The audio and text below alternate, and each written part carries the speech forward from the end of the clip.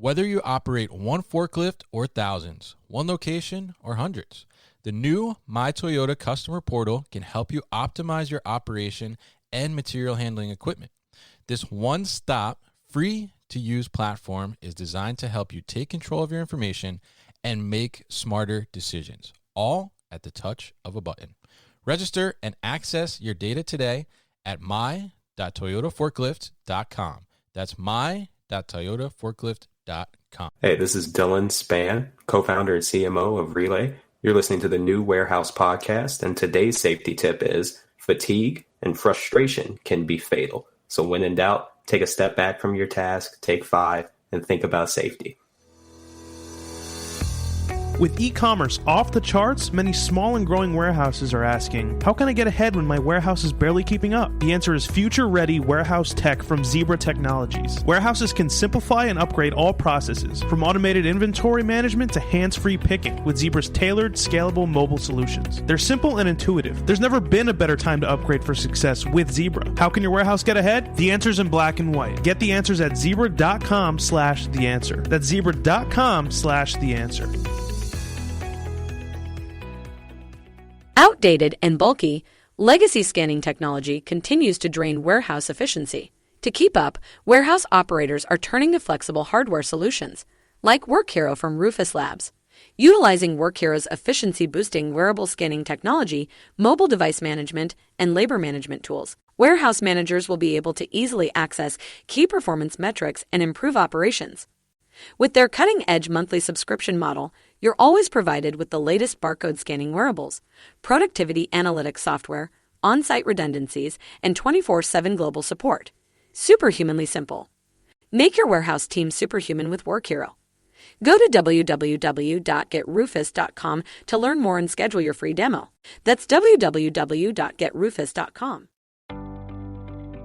Fulfillment demand continues to skyrocket and outpace available labor. To keep up, warehouse operators are turning to flexible fulfillment solutions like 6 River Systems. Utilizing 6 River Systems' award-winning combination of collaborative robots, artificial intelligence, and operational expertise will make your associates and wall-to-wall fulfillment workflow more efficient. No new infrastructure, no change to warehouse layout, easy to deploy and scale, easy to train and retain associates, all at half the cost of traditional automation. Want to take your fulfillment operation to the next level? Go to www.6river.com to learn more. That's www.6river.com to learn more.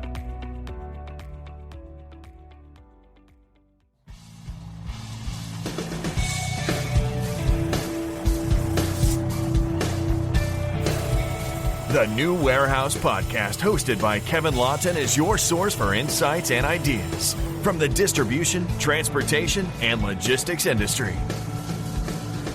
A new episode every Monday morning brings you the latest from industry experts and thought leaders. And now, here's Kevin.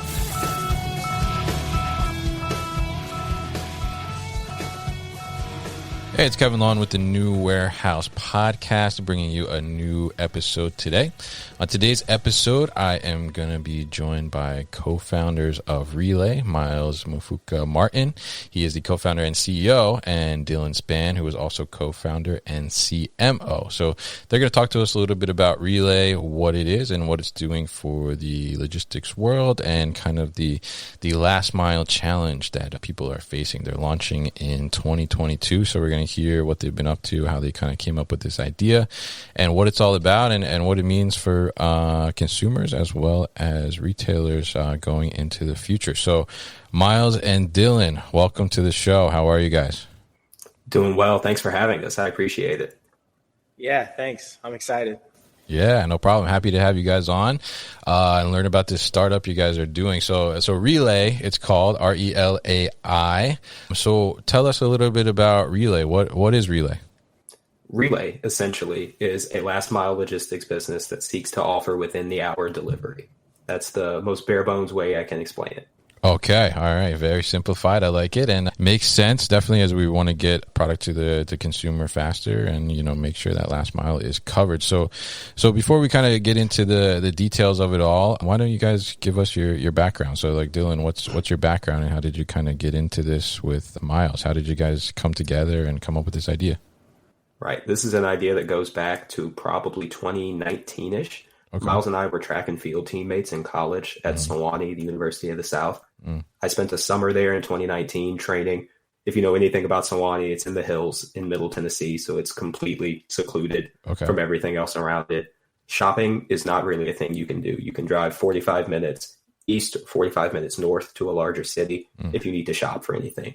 So during that summer, Miles is in D.C., working and interning at the Institute for Responsible Citizenship, and I'm at Sewanee training for track and field. One day I run out of clean clothes.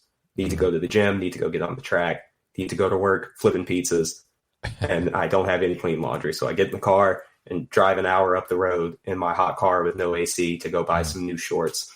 And I get to the parking lot of the TJ Maxx I'm going to shop at, and Miles calls me and says, man, what are we going to do in a year when we're not track and field runners anymore? We're not college students anymore. Yeah. We got to have some idea that's better than what we're doing. I said, well, I just drove an hour in this hot car to buy a single pair of shorts. This is going to turn into a 3-hour ordeal, and the shorts are an hour away. Why is there no solution that brings those shorts from where they are an hour away to where I am currently?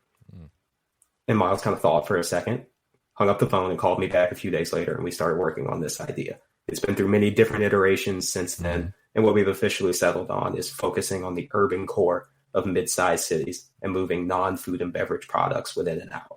Gotcha. Okay. Very ambitious. I mean, within an hour, I mean, certainly we see that type of thing when it comes to food delivery, you mentioned, but you're focusing on the other side, which would be more retail, like you mentioned, shorts. So what about your background, Miles? I mean, you're working at the Institute for Responsible Citizenship in D.C. So now how do you kind of transition over here? Absolutely. So that's an internship program, and the Institute, it collects Black sophomores and juniors and matches us with internships in various fields and industries. And our other co-founder is somebody I actually met while participating in the Institute. At the time, I'm doing a business analyst internship, so running spreadsheets, checking maps, all the real hard spend time on Excel type of grunt work. And it was just one work session, like he said, that I walked out of because I was like, I can't see a future for myself that I enjoy of strictly being a professional for being a professional. That doesn't interest me. I can't get up and give 110% for that. So I called Dillon and we start this thought exercise.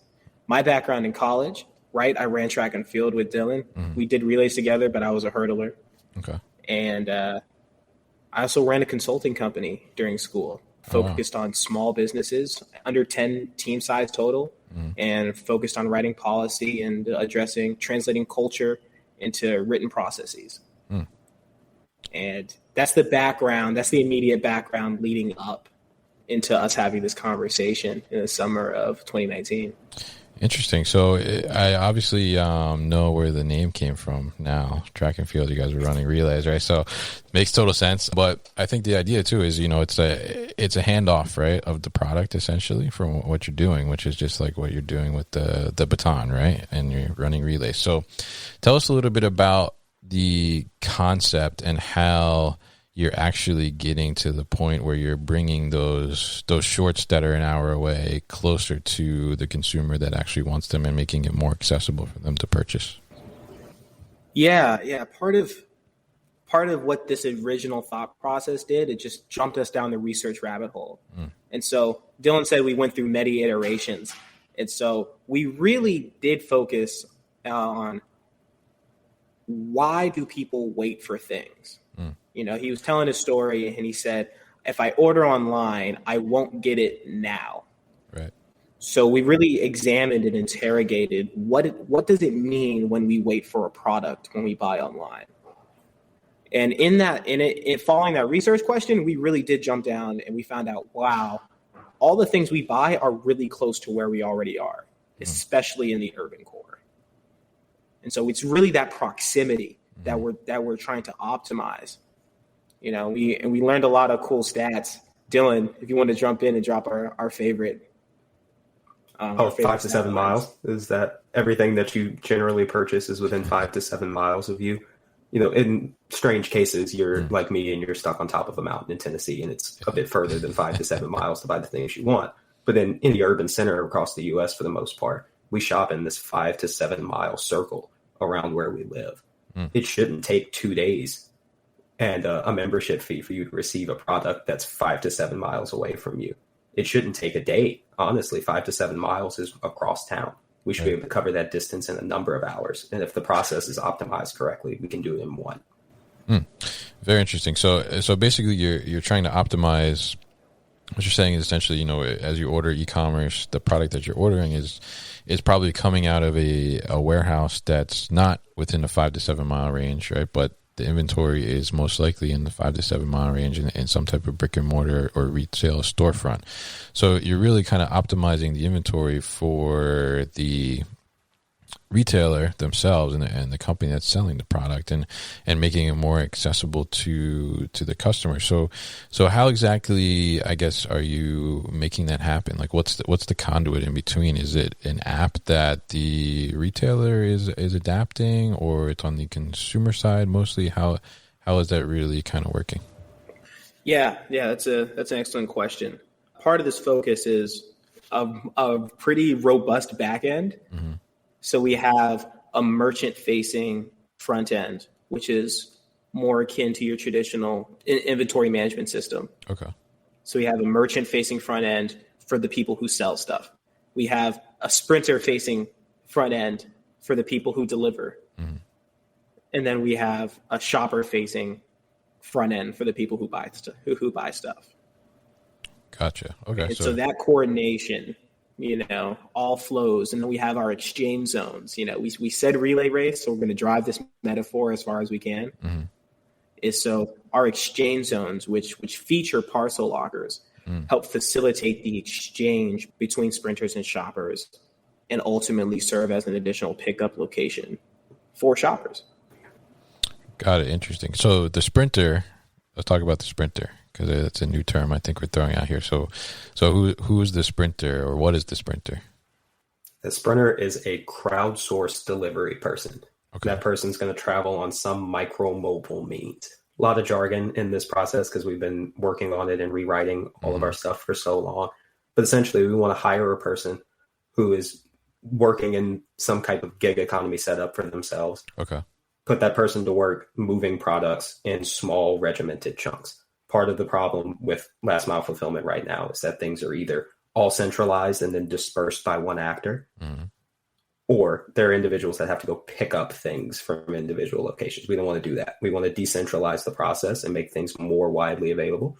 So we use the sprinter as a person who can pick up from the store and travel to an exchange zone. Generally, those exchange zones are no more than 3 miles apart from one another. Okay.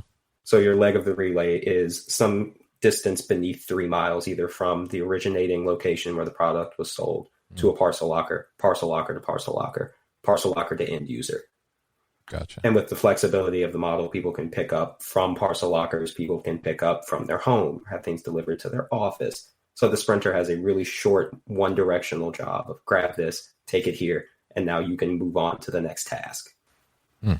Very interesting. So it's kind of a handoff all the way through, which I guess hence the relay name. So I like the flexibility too in the exchange zones, like with the parcel locker, whether the end user consumer can actually decide to get it delivered directly to them, or they can go pick it up at this exchange zone as well. They have some flexibility there, which I think people would like. And so you're targeting the delivery time in under an hour, you're saying, right? Which is pretty ambitious, and I think is something that's kind of on the horizon for the consumer world, and certainly something that consumers are going to be demanding more of. So how are you seeing that you're going to be able to kind of meet those service levels?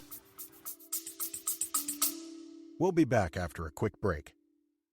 You hear a lot about supply chains these days, because if the past couple years have taught us anything, it's that an efficient, well-managed supply chain is absolutely critical to keeping businesses successful and consumers happy. I'm Will Haywood, and I host a podcast called All Business, No Boundaries, where we talk about supply chains, how they work, what happens when they don't, and the innovations that are redefining what's possible in the world of logistics. Join me for insightful interviews with thought leaders and industry experts. We discuss how optimizing supply chains can break down the barriers that are holding businesses back.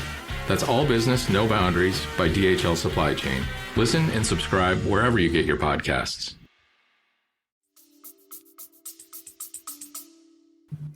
Yeah. So the focus is, he said, Dillon mentioned hyper local before. Right. Our exchange zones being placed no more than 3 miles apart is really key here. We mentioned earlier that everything you want is within a 7-mile radius. Okay. Right? We said 5 to 7. Let's pick the middle number of 6. So if you're 6 miles away and we break this up into 2 3-mile chunks, it doesn't matter if Dillon does the first leg to the exchange zone and he's on a bike. That's 3 miles. You bike it at a moderate pace, you'll be there in 15 minutes. Don't have to worry about traffic signs or stoplights or whatnot, right? You'll be there in 15 minutes. Even if I choose to walk that final 3 miles or what have you, if I do it at a moderate pace, I can still end up going 3 miles in 45 minutes on that walk. Right? So it's the consistency that concision allows that helps us get this time, that helps us to arrive within that timeline. Okay, interesting. Yeah. I mean, I think it's a great idea, and I love the point about there's no holdups essentially with your sprinters, because they're not really under the limitations of, like you said, traffic or traffic lights. If they're walking or they're on bicycles, like you mentioned, it's kind of like taking the bicycle courier to like the next level, right? The next generation of the bicycle courier. So, it's really interesting. And I love that you said there's been some different reiterations since 2019 when you had the initial idea. So I'm curious, within the last year and a half with COVID and that kind of driving consumer behavior to be more on demand and being more, I guess, embracing of the idea of ordering more things online and having them delivered, and bringing, even the older generations who maybe, were the ones that, they need to go to the store and feel the fabric or, squeeze the fruits, whatever, at the grocery store. Now, like, coming and being more comfortable doing e-commerce because, it was a necessity at one point. You couldn't really go anywhere. And now realizing the convenience of that and kind of being more adapted to that and more receptive to that, did that change your strategy at all, or did it kind of create another iteration, I guess, of Relai? I think the pandemic taught us two things. It taught us a lot, but it taught us two things. Was that we did not understand the needs of the global and domestic supply chain the way we thought we did in our first year of studying for this. And that we did not understand the needs of local retailers the way we thought we did in our first year of it. So the pandemic happens, ordering capacity goes up, supply chains freeze, and local retailers get completely starved out. And it makes us refocus and go, wait, our impact doesn't have to be shortening Dillon's hour drive to Murfreesboro from Sewanee to buy shorts. We can focus on a mid-market size city like a Murfreesboro and give those local retailers something to work with. We can sort of fix or offer something new to the supply chain issues and the last mile fulfillment issues if we focus and we shrink down this idea. Instead of trying to cover so much distance, let's cover that 5 to 7 mile fulfillment radius as fast as possible and as consistently as possible. So it didn't really change the overall business model, but it changed our approach to how we execute, if that makes sense. Yeah. I mean, it definitely makes sense. I mean, I think, it's interesting because even like the point you touched on, the 5 to 7 mile radius, even though it seems like a short distance, like obviously during the pandemic, there were places you couldn't even go 5 to 7 miles away because they just weren't even allowed to be open. So it's really an interesting concept, and I love to see, when you guys launch next year. But, in the meantime, like if retailers are interested in getting involved in this and individuals as well, in terms of like becoming sprinters and things like that, how can they get involved? And have you already gotten some retailers on board? And I guess where are you guys initially going to launch as well? Yeah, we have a couple of beta services that we've been rolling out now, trying to build those merchant relationships. Dillon is absolutely right. We found a new level of value and appreciation for what that local retailer really does on a day-to-day basis. So we have a few beta services that we're rolling out. trying to stress test ourselves as we go into the holiday season. Yeah. You know what I'm saying? So they can reach out on the website and whatnot, see if they can participate in their cities. The answer is yes. Okay. But they can reach out online, and we have a contact form there for people to sign up. Same thing with sprinters. See if they can start sprinting and supporting some of these beta offerings. Gotcha. Okay. So you mentioned in the beta offerings too. So you have some that are testing now. Is that like how is that going, and where are those located at? Yeah. So right now we're having beta offerings in Richmond, Virginia. Okay. Dillon mentioned earlier about these mid-market areas. Yeah. Again, that's our focus. We feel they're underserved at the moment. Absolutely. And part of these beta offerings is that we're really focused on the B2B to start, just to help us manage scale and scope. So when we launch in 2022, we will have the merchant front end, the sprinter front end, and the shopper front end. But to build up to that, we're going to go B2B to start for a service offering, then include a more shopper facing thing, and eventually grow into a more pure crowdsourced model. So we don't have to answer the question, how do you get the first gig worker? How do you get the first shopper to address it? Let's adapt and maximize these existing customer bases as much as possible. Gotcha. Interesting. And so in the testing that you've been doing in Richmond, I'm curious, like, what has the end users feedback been? Because, typically it's not, besides like groceries or fast food delivery or something like that, you typically don't see delivery times within an hour. So how has the reception been with that? And do you think it's having a positive impact for the retailer as well to be able to offer that service now? People didn't realize they wanted 2-day delivery until they got 2-day delivery. Right. And that's the essence of the feedback we're getting. Wow, I didn't know this is what I wanted. Now I have it and I don't want anything else. Right. My response would have been very similar. It's like I'm working remotely, as I said at the top of this. I'm in Nashville. Miles is in Richmond on the ground with TJ operating this, and I'm working more on calling and handling customer concerns on that B2B facing beta event. But changing the imagination of consumerism for people is not an easy task. So when I have to go make these phone calls or when I get feedback from them, part of the problem is that this isn't a thing they've ever had to encounter before. Nobody knew that within the hour delivery was possible until there was a model for it. Now there's a model for it and we're testing it.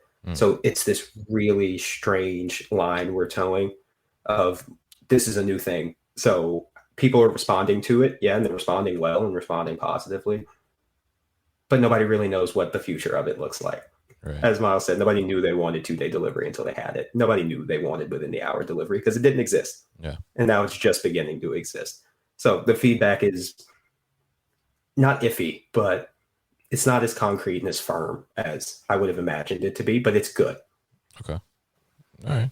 Very interesting. And, I think it's going to be, just as you guys are saying, the 2-day delivery is, now if something's going to take like 4 days, you're like, what? Like, let me look for this somewhere else that I can get it faster, right? Or let me look for an alternative. So I mean, I think it is just going to become the standard as well. And, certainly as we've seen this shift towards, more e-commerce purchasing and more, consumers wanting that convenience and being comfortable with that convenience, I mean, the demand is just only going to increase, right? So, very interesting stuff. And, so you guys are launching next year, right? 2022. So when exactly are you guys really gonna launch? Do you have a concrete date, and I guess when you do, when can people expect to see your services like in their town? Yeah, excellent question. The goal right now, this is as concrete as I can give at the moment. Okay. We're building software, and so I don't want to jinx it. We all know how software development coding goes. You say it's going to be done, and all of a sudden, you got to retest everything. Yeah. So the current goal is Q2 of next year.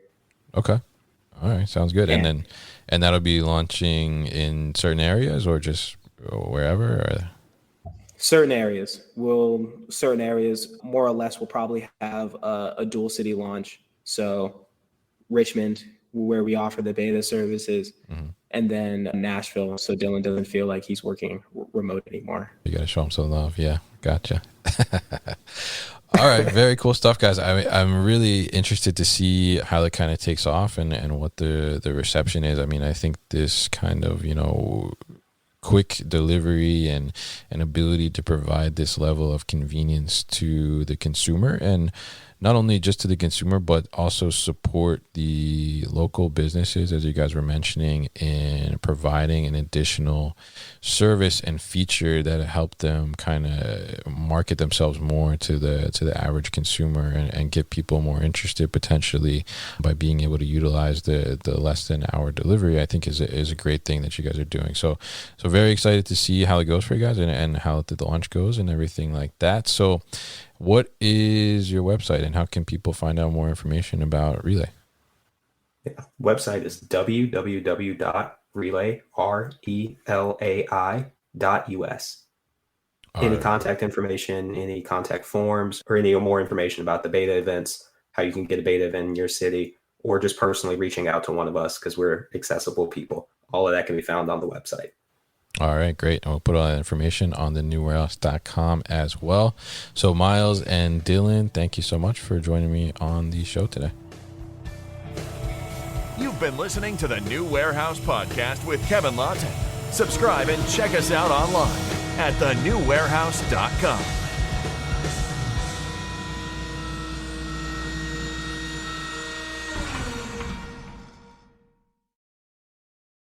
Thank you for listening to this episode.